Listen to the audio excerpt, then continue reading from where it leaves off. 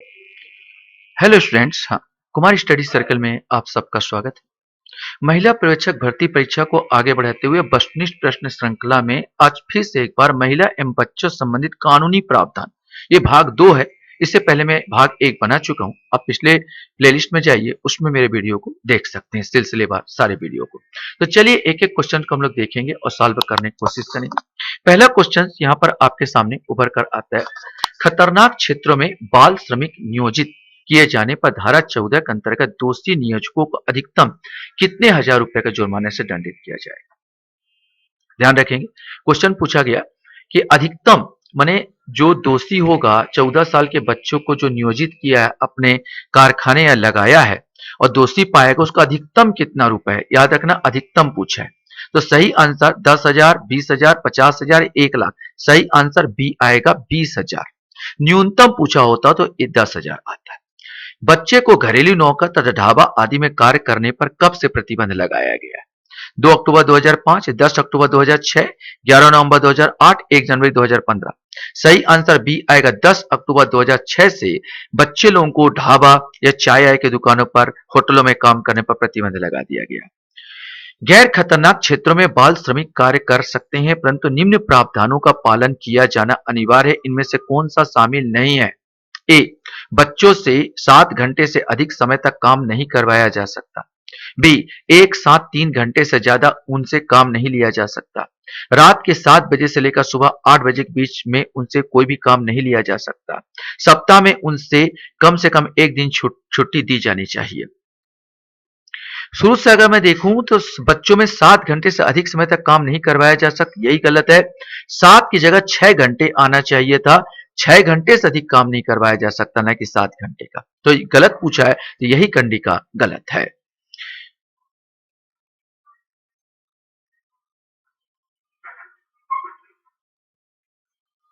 Question हमारे सामने यहां पर आता है, भारतीय संविधान के किस भाग में 6 से 14 वर्ष तक के बच्चों को शिक्षा प्राप्त करने का प्रावधान किया गया है? अनुच्छेद 21A, अनुच्छेद 51 का, अनुच्छेद 39 या उपयुक्त ए बी दोनों? सही आंसर डी आएगा, उपयुक्त ए बी दोनों। अनुच्छेद 21A में भी ये मौलिक अधिकार में कहा गया, अनुच्छेद 51 का ये आपका मौलिक कर्तव्य, दोनों में कहा गया कि 6 से 14 वर्ष के बच्चों को शिक्षा प्राप्त करने का अधिकार होना चाहिए। माने आंसर ए बी दोनों आएगा। सर्वप्रथम बाल विवाह अवरोध अधिनियम कब प्रभाव में आया? 1929, 2006, 2007 या 1956? सही आंसर ए आएगा, 1929 में सबसे पहले बाल विवाह अवरोध अधिनियम प्रभाव में आया। बाल विवाह अवरोध लाने का श्रेय यद्यपि ईश्वरचंद्र विद्यासागर को जाता है।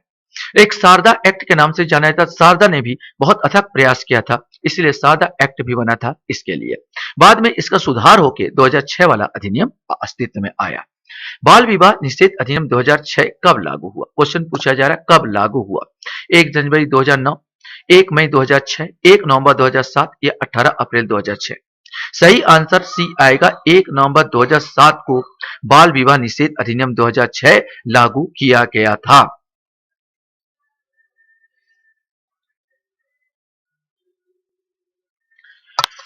क्वेश्चन आपके सामने यहां पर आता है, किस श्रेणी का विवाह बाल विवाह के अंतर्गत आएगा? एक लड़की का विवाह जो 19 साल से कम की है, एक लड़के का विवाह जो 25 साल से कम का है, एक लड़के और लड़की की विवाह जो क्रमशः 19 और 25 साल की है, एक ऐसी लड़की की विवाह जो 18 साल से कम की है और ऐसे लड़के की विवाह जो 21 साल से कम का है। यही कंडिका सही है। बाल विवाह विवाह करने वाले पक्षकारों के विकल्प पर खाली स्थान होगा शून्य कारणी, शून्य, अजमानती या जमानती। इसका वास्तव में सही आंसर है, विवाह करने वाले पक्षकारों पर यह शून्य कारणी होगा। इसका अर्थ यह होता है कि अगर पक्षकार चाहे तो इस विवाह को शून्य घोषित कर सकते हैं, अवैध घोषित कर सकते हैं। विवाह करने वाले पक्षकार चाहे लड़की पक्ष का हो या वर पक्ष का हो, ठीक है, यह शून्य कारणी इसको कहा जाता है। बाल विवाह अधिनियम की धारा 15 के अनुसार अधिनियम के अधीन दंडनीय अपराध निम्नलिखित में से क्या होगा? संज्ञेय एवं अजमानती, असंज्ञेय या एवं जमानती, संज्ञेय एवं जमानती, उपयुक्त सभी। सही आंसर ए आएगा, संज्ञेय एवं अजमानती। संज्ञेय जिसको बिना वारंट के गिरफ्तार किया जा सके, किसी भी पुलिस अधिकारी द्वारा जिस अपराधी को बिना वारंट के गिरफ्तार कर सके उसको संज्ञेय अपराध कहते हैं। और बाल विवाह को संज्ञेय बनाया गया। अजमानती अर्थात इसमें किसी प्रकार का जमानत का प्रावधान नहीं है।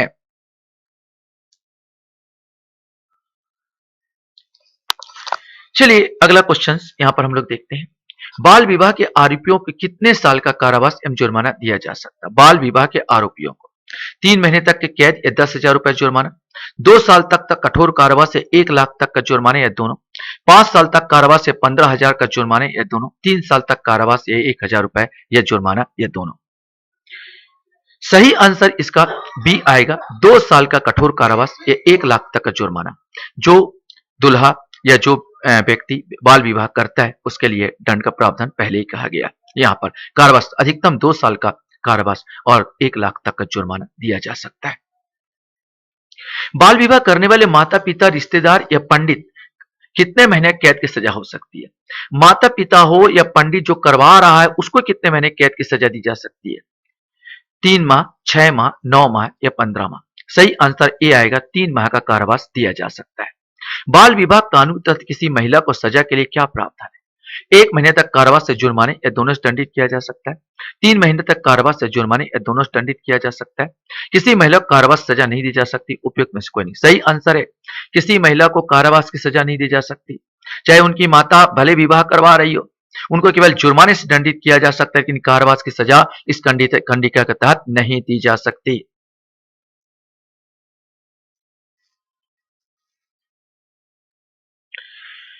क्वेश्चंस आपके सामने यहां पर उभर कर सामने आता है। बाल अधिकार संरक्षण आयोग अधिनियम 2005 के अनुसार बच्चा किसे माना गया है? ये कंडिका है बाल अधिकार संरक्षण आयोग अधिनियम 2005 के अनुसार, जिसकी आयु 14 वर्ष के नीचे हो, जिसने 18 वर्ष की आयु पूर्ण न की हो, जिसने 15 वर्ष की आयु पूर्ण न की हो, या जो 18 वर्ष से ऊपर 21 वर्ष से नीचे। सही आंसर भी आएगा, जिसने 18 वर्ष की आयु पूर्ण न की हो वो बालक है। बाल संरक्षण आयोग अधिनियम 2005 के तहत। राज्य महिला आयोग का गठन कब किया गया था? 24 मार्च 2001, 1 अप्रैल 2015, 1 मई 2000 और 22 अगस्त 2003। ये आपको बताना है। सही आंसर ए आएगा, 24 मार्च 2001 को राज्य महिला आयोग का गठन किया गया था। दहेज निषेध अधिनियम 1961 की धारा 2 में दहेज से अभिप्राय वह धन है जो विवाह के पूर्व दिया जाए, विवाह के अवसर पर दिया जाए, विवाह के बाद दिया जाए, उपरोक्त सभी सही है।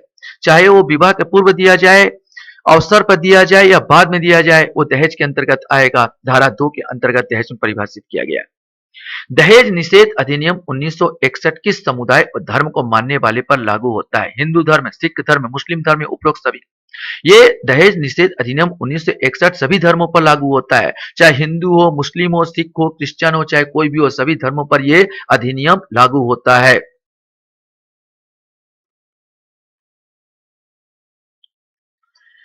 अगला क्वेश्चन हमारे सामने यहां पर आता है, दहेज निषेध अधिनियम 1961 कब अधिनियमित हुआ? यह आपसे बताना है, दहेज निषेध अधिनियम 1961 कब अधिनियमित हुआ? 20 मई 1961, 1 मई 1961, अब 15 अप्रैल 1961, 1 अप्रैल 1961। सही आएगा 20 मई 1961। ऐसे याद करो, जाओ 20 तोला सोना लेके आओ, नहीं तो मायके जाओ, मायके घर जाओ, तो 20 मई आपको याद हो जाएगा। 20 तोला सोना लेकर, ऐसे ही मांगते हैं ना सासू मालूम, 20 तोला सोना लेके आओ, नहीं तो मायके जाओ, मायके घर जाओ, तो 20 मई ऐसे याद हो जाएगा, आसानी से याद होगा। अगर कोई व्यक्ति दहेज लेने या देने या उसके लिए उकसाने का दोषी पाया जाता है, तो उस पर शब्दों पर ध्यान दीजिए। अगर कोई व्यक्ति दहेज लेने या देने या उससे उकसाने का दोषी पाया जाता है, क्योंकि दंड के बहुत सारी सजाएं पाया जाता है, उसे कितने साल का सजा या कारावास दिया जा सकता है? ये क्वेश्चन आपको बताना है। सही आंसर इसका सी आएगा, 5 वर्ष का कठोर कारावास दिया जा सकता है। यदि कोई व्यक्ति मीडिया में दहेज के विज्ञापन देता तो उसे क्या दंड दिया जा सकता है? मीडिया में अगर कोई करता है तो उसका दंड क्या होगा? 5 साल का कारावास, 15,000 रुपए तक जुर्माना, 2 साल का कारावास से 10,000 रुपए तक जुर्माना, 6 माह का कारावास से 5,000 रुपए तक जुर्माना, 1 माह कारावास से 15,000 रुपए तक जुर्माना। सही आंसर ए आएगा, 5 साल का कारावास से 15,000 रुपए तक जुर्माना लगाया जा सकता है।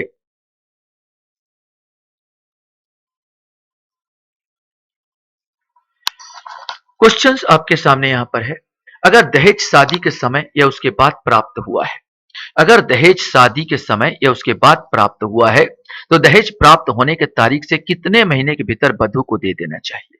6 माह, 9 माह, 1 माह या 3 माह? सही आंसर है 3 माह के अंदर वधू को दे देना चाहिए। दहेज निरोधक अधिनियम के तहत कौन से वर्ग का न्यायिक मजिस्ट्रेट इस संबंध में विचार करता है? मेट्रोपॉलिटन मजिस्ट्रेट, प्रथम वर्ग न्यायिक मजिस्ट्रेट, द्वितीय वर्ग न्यायिक मजिस्ट्रेट, उपयुक्त ए बी दोनों। सही आंसर डी आएगा, उपयुक्त ए बी दोनों। यह जो दहेज निरोधक अधिनियम के तहत मेट्रोपॉलिटन मजिस्ट्रेट को न्याय करने का अधिकार है और प्रथम वर्ग न्यायिक मजिस्ट्रेट को न्याय करने का अधिकार है। द्वितीय वर्ग न्यायिक मजिस्ट्रेट को अधिकार नहीं दिया गया है। दहेज अपराध से संबंधित कौन सा तथ्य सही है? बिना वारंट या मजिस्ट्रेट के आदेश के बिना आरोपी व्यक्ति गिरफ्तार करने की शक्ति नहीं है। दहेज का अपराध गैर जमानती है, इसलिए अपराध आपसी समझौते से नहीं निपटाया जा सकता। सभी सही है, सही आंसर डी आएगा। सभी सही है क्योंकि कंडिका तीनों मिलती है। बिना वारंट या मजिस्ट्रेट के आदेश के बिना आरोपी व्यक्ति गिरफ्तार करने की शक्ति नहीं, ये भी सही है। दहेज का अपराध गैर जमानती, ये भी सही है। इसमें अपराध आपसी समझौते से नहीं निपटाया जा सकते, ये भी सही है। अर्थात तीनों कंडिकाएं इसमें सही है।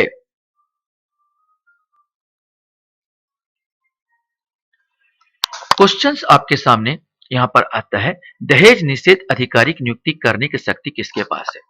राज्य सरकार, केंद्र सरकार, सर्वोच्च न्यायालय, उच्च न्यायालय। सही आंसर ए आएगा, राज्य सरकार के पास है। छत्तीसगढ़ दहेज प्रतिषेध अधिनियम कब लागू किया गया? 2006, 2004, 2000 या 2003? सही आंसर बी आएगा, 2004 को लागू किया गया। छत्तीसगढ़ टोनही प्रताड़ना निवारण अधिनियम 2005 कब लागू किया गया? 30 सितंबर 2005, 1 जनवरी 2005, 30 अप्रैल 2005, 19 नवंबर 2015। सही आंसर ए आएगा, 30 सितंबर 2005। कैसे याद करोगे? इस प्रकार याद करो, टोनही है और टोनही को आप प्रताड़ना कर रहे हो तो बोल रहे हो टोनही बोल रही है मुझ पर और सितम मत ढाओ, मुझ पर और सितम मत ढाओ, तो सितंबर का महीना याद हो जाएगा। ठीक है, और सितम मत डालो, 30 मने हो जाएगा, 30 इस करके इस मुझे और परेशान मत करो और सितम मत करो, ये 30 याद करना। 2005 तो ऐसे याद हो जाएगा। छत्तीसगढ़ टोनही प्रताड़ना निवारण अधिनियम 2005 में टोनही को किस धारा में परिभाषित किया गया? धारा 1-2, धारा 2-1, धारा 3 या धारा 4? इसको आपको बताना है। सही आंसर बी आएगा, धारा 2-1 में परिभाषित किया गया। धारा 2-1 में परिभाषित किया टोनही को, धारा 2-3 में परिभाषित किया गया ओझा को, याद रखेंगे।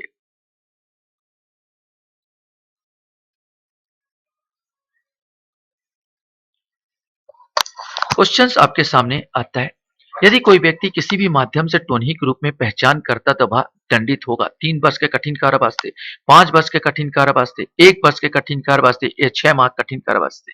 सही आंसर आएगा 3 वर्ष के कठिन कारावास से। अगर वो टोनही के नाम पर पहचान करेगा तो 3 साल, पहचान करने के बाद मारा पीटी करेगा, उस पर टार्चर करेगा तो सीधा 5 साल हो जाएगा। इस चीज को याद रखना। यदि कोई स्त्री स्वयं को टोनही होने का दावा करती है एवं किसी व्यक्ति पर काला जादू, बुरी नजर या किसी अन्य रीति से पशुओं अथवा जीवित वस्तुओं को क्षति पहुंचाने का दावा करती है या प्रचार करती है, उसे दंडित किया जाएगा 1 वर्ष तक कठोर कारावास से, 2 वर्ष का कठोर कारावास से, 3 वर्ष का कठोर कारावास से या 5 वर्ष का कठोर कारावास। सही आंसर ए आएगा, 1 वर्ष के कठोर कारावास से दंडित किया जाएगा। कार्यस्थल पर महिलाओं के साथ यौन उत्पीड़न अधिनियम 2013 के पृष्ठभूमि एक महिला पर हुए अत्याचार पर बनी। उस महिला का नाम क्या है? सुखी देवी, लक्ष्मीबाई, भवरी देवी, राजकुमारी? सही आंसर सी आएगा, भवरी देवी। राजस्थान की यह महिला थी, महिला कार्यकर्ता थी, बाल विकास विभाग तक महिला कार्यकर्ता थी।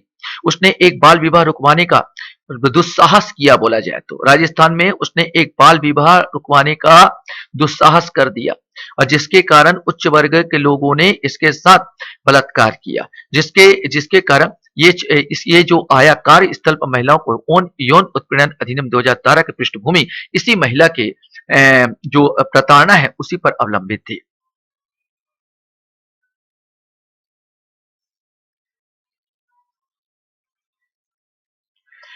चलिए कुछ और क्वेश्चंस को देखते हैं।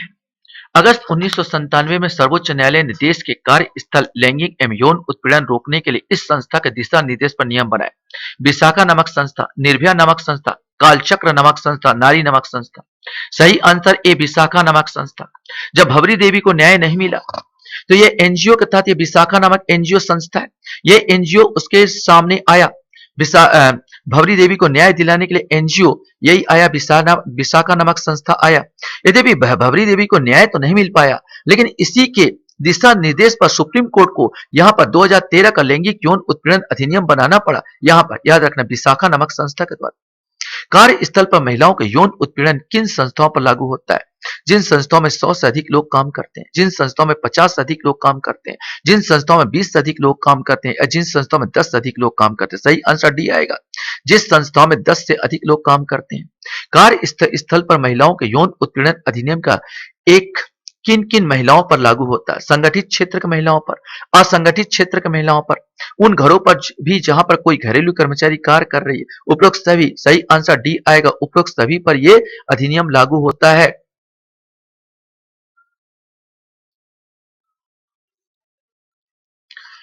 चलिए कुछ लास्ट क्वेश्चंस यहां पर कुछ है उसको देख लेते हैं।